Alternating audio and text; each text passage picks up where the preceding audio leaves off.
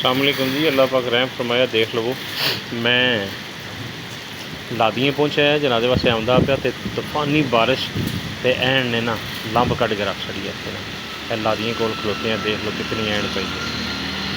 ठीक है, अल्लाह पाक अगे दुआ भी की, जुम्मा पढ़ के निकले, अल्लाह खुशी करम फरमाए, लोगों दी मुश्किल आसान करे। लोग अगे बड़े परेशान ने। यह जिहड़ा झटका लग गया तो मेरे ख्याल कणकां दी तबाही कर गया।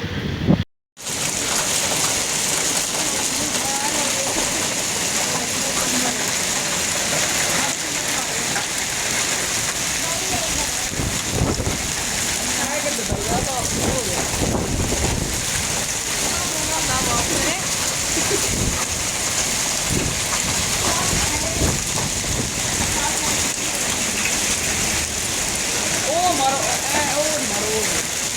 हुणे चाहिए।